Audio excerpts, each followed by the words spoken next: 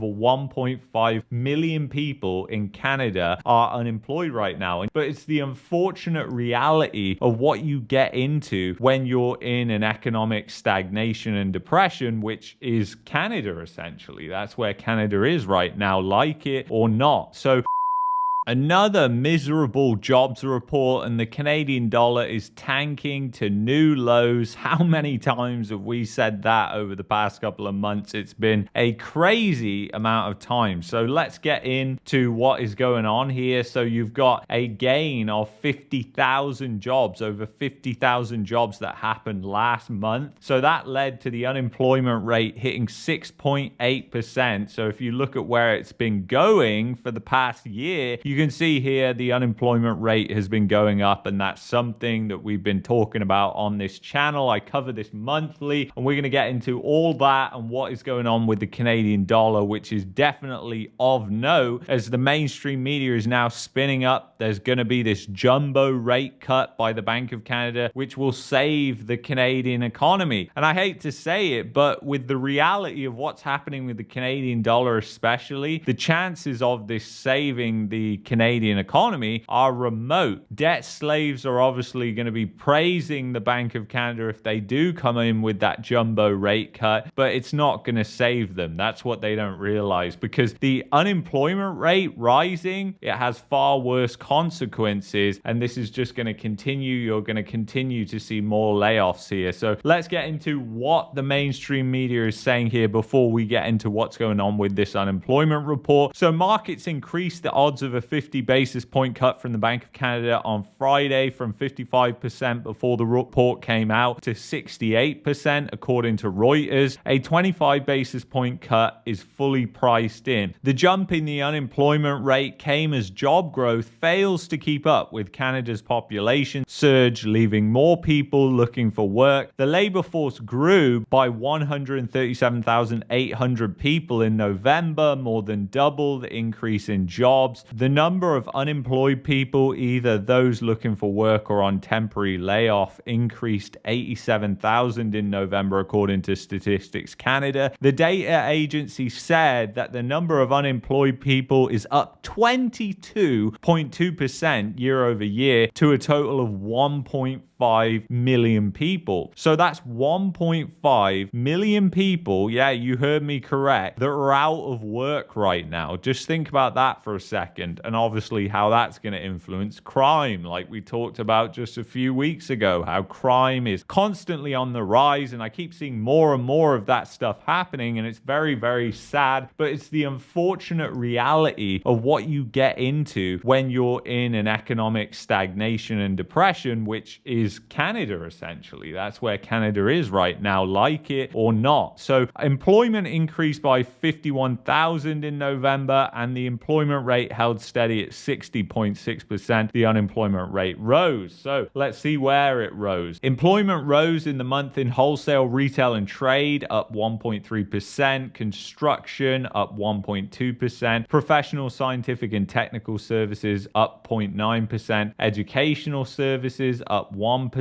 And food services, up 1.3%. Now, a lot of those gains are kind of what you would expect in anticipation of the holiday season. It'll be very interesting to see what happens in January, February. Are a lot of these jobs going to stick around? Well, we'll have to stay tuned and see what happens for that. And I'm covering this on a monthly basis, so we're constantly seeing this new data come out. So it declined in manufacturing, 1.6%, transportation and warehousing down 1.7%, and natural resources down 1.8%. Employment increased in Alberta, up 1%, Quebec 0.5%, Manitoba 0.9%, and PEI plus 2.9%, which is pretty crazy. So as you get more into it here, it says what's basically going on. You've got the total amount of people that are unemployed right now, and it has risen. You can see on a year-over-year basis that the number of unemployed people was up over 250,000 to 276,000, plus 22.2% over 1.5 million people people in Canada are unemployed right now. And you can see all these charts and statistics. Links are in the description of this video, so you can see what's going on by sector here on this chart. And if you look at what's going on province to province, you can see the unemployment rate in Alberta failing to keep up with the population growth. So you've got the unemployment rate continuing to rise there, 7.5%, down slightly but pretty much flat in BC. Saskatchewan down slightly, Manitoba flat, Ontario up 0.8%. The largest province in Canada is now at 7.6%. It's overtaken Alberta, which is really interesting. Quebec is up to 5.9%. New Brunswick and Nova Scotia are pretty much flat. PEI down to 8%. And you've got Newfoundland and Labrador. They're up to nearly 11% right now, which is just crazy to think about. And then if you look at by city, it gets even crazier. So basically this light blue circle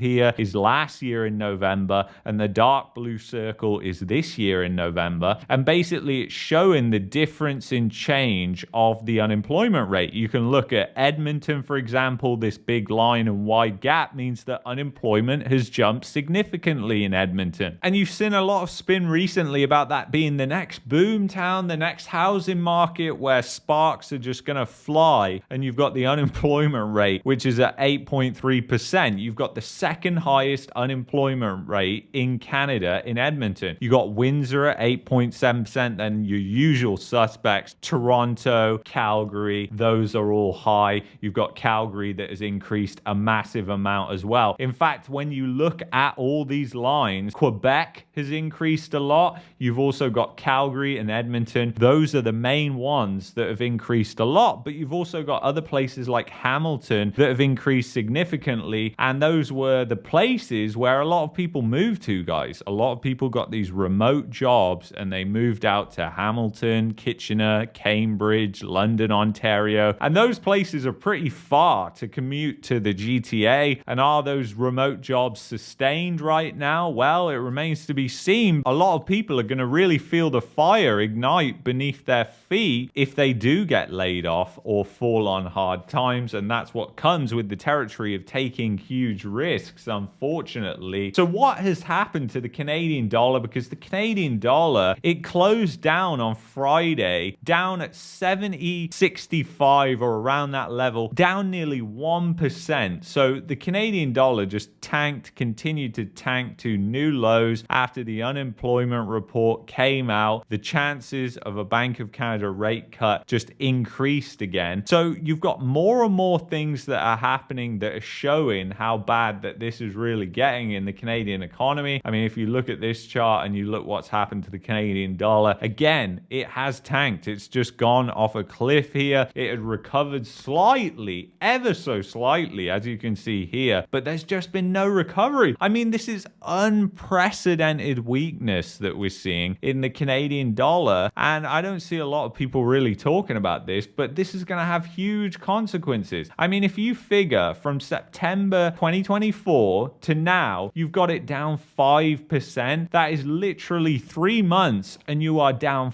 5%. I mean, that is really a lot, and that's going to impact things like inflation, especially things like food. And the Bank of Canada is going to be looking at that, though I don't think they're going to pay attention to it because their hands are tied, because they work at the end of the day for the chartered banks and financial institutions, and they know that their loan book is blowing up. Their loan write-offs are getting worse and worse. So guess what? Rates are going to continue to come down, unfortunately, or fortunately, depending on which way you look at it. And you know, Canada productivity continues to tank as well. So more and more money is plumbed into labor, and yet you have productivity that is going down. You've got GDP per capita that is tanking. That's something that we're going to talk about this week as well. So it's very interesting. The dynamic that you've got going on is just not good at all. So anyway, guys, if you've enjoyed this video, I'd highly recommend that you check out this video here. And if you're looking for a VPN and you want to help support the channel, click the link in the description or go to expressvpn.com/marketmania. I will see you in the next one. Take care.